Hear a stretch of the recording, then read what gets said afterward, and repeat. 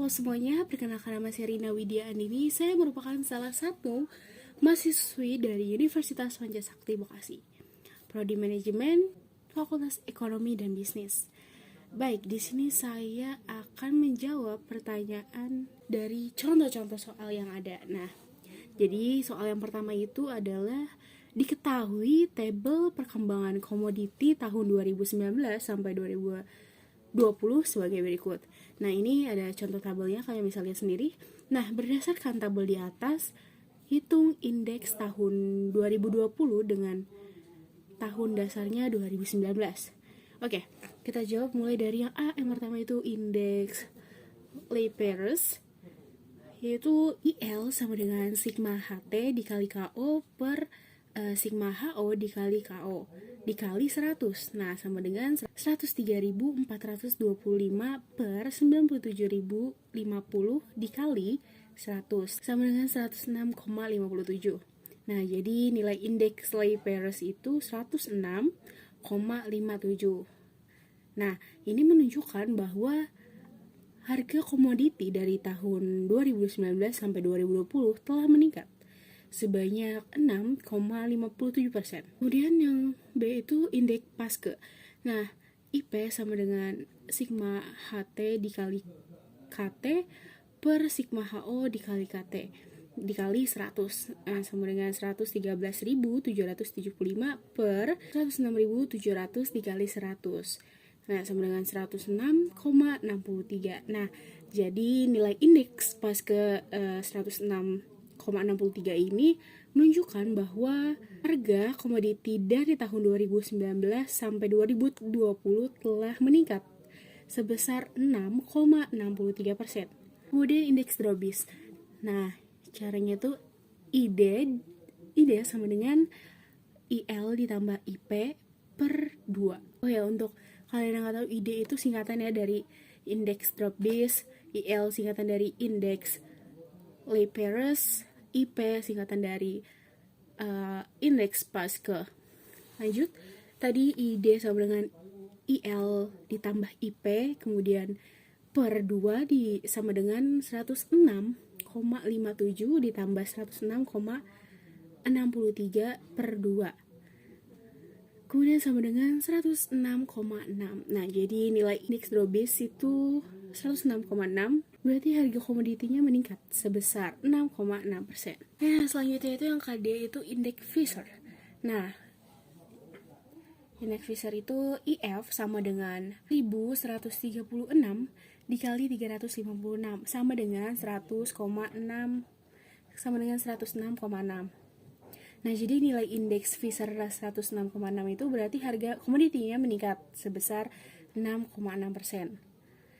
Kemudian yang indeks Marshall Edgeworth yaitu IME sama dengan sigma HT dalam kurung KO ditambah KT per sigma HO dalam kurung KO ditambah KT dikali 100. Nah, sama dengan 217.200 per 203 750 dikali 100 sama dengan 106,6. Nah, jadi nilai indeks Marshall Edgeworth 106,6 dan berarti harga komoditinya juga meningkat ya sebesar 6,6%. Lanjut ke soal nomor 2. Diketahui ramalan jumlah tamu Hotel ABC tahun 2015 sampai 2020. Nah, ini ada contoh tabelnya, dan kalian bisa lihat dari data di samping. Buatlah ramalan jumlah tamu tahun 2025 dengan menggunakan metode semi rata-rata dan kuadrat kecil. Oke, kita jawab mulai dari metode semi rata-rata.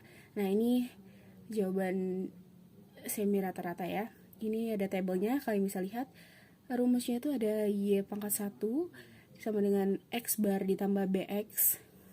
Lanjut, B sama dengan 375, B sama dengan 377 dikurang 460 per 2019 dikurang 2016 sama dengan min 83 per 3 sama dengan min 27,6. K1 itu Y pangkat 1 2025 sama dengan 460 ditambah dalam kurung min 27,6 dalam kurung 9. Kemudian sama dengan 460 dikurang 248,4 sama dengan 211,6. Kemudian K2-nya itu Y pangkat 1 2025 sama dengan 377 ditambah dalam kurung min 27,6 tutup kurung dalam kurung 6 sama dengan 377 dikurang 165,6 sama dengan 211,4. Kemudian lanjut ke metode kuadrat kecil. Nah, ini contoh tabel dari kuadrat kecilnya. Rumusnya A sama dengan sigma Y per N, B-nya sama dengan sigma XY per sigma X kuadrat, Y pangkat satunya sama dengan A ditambah BX. Langsung kita jabarkan. A sama dengan 2511 per 6 per 6 sama dengan 418,5. Kemudian yang B sama dengan min 809 per 70 sama dengan 11,56. Kemudian Y pangkat 1 2025 sama dengan 418,5 ditambah dalam kurung min 11,56 buka dalam tutup kurung dalam kurung 15 tutup kurung sama dengan 418,5 dikurang 173,4 sama dengan 245,1. Kita lanjut ke soal nomor 3. Jadi soal nomor 3 itu diketahui tabel volume penjualan barang PT ABC tahun 2014 sampai 2020.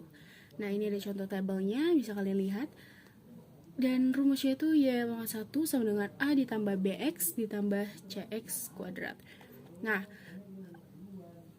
A sama dengan dalam kurung sigma Y tutup kurung buka kurung lagi sigma X pangkat 4 tutup kurung dikurang sigma X pangkat 2 Y sama dengan tutup kurung buka kurung sigma X kuadrat tutup kurung per N sigma dalam kurung X N dalam kurung sigma X pangkat 4 tutup kurung dikurang dalam kurung sigma X kuadrat tutup kurung pangkat 2.